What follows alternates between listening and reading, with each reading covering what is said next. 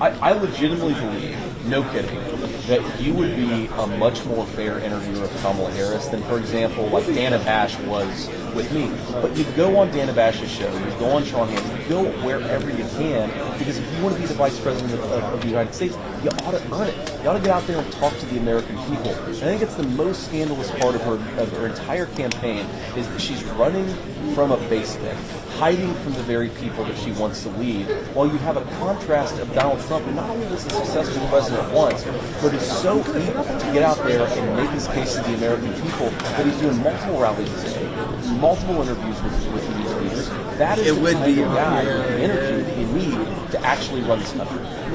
She has turned the life around, and I just think it's a redemption story. To get to talk to the American people, to get to make your case to them, to get to remind them like Kamala Harris's policies have been a failure. And I tried as much as possible to make it about policy, because I think that's where Donald Trump is such a better candidate, and most importantly, a much better president than these guys. My four grandparents came from Ireland legally, and there were four. My parents both were very. Where you look at the wages of the working class people, black, brown, white, whatever their skin color, and it basically kind of stagnates for like 30 years. And then all of a sudden this thing happens where it shoots right up. And that's the presidency of Donald J. Trump. It's an amazing record to run on. And not only were their wages of all these working people of every skin color going up, but then inflation was between 1.5% and 2% the entire time that he was president. It's the best economic record of any president, at least since World War II.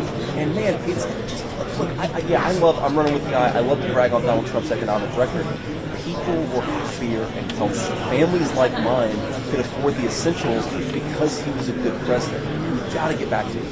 Last year. Yeah. My mom was in prison guard, 16 hours all day.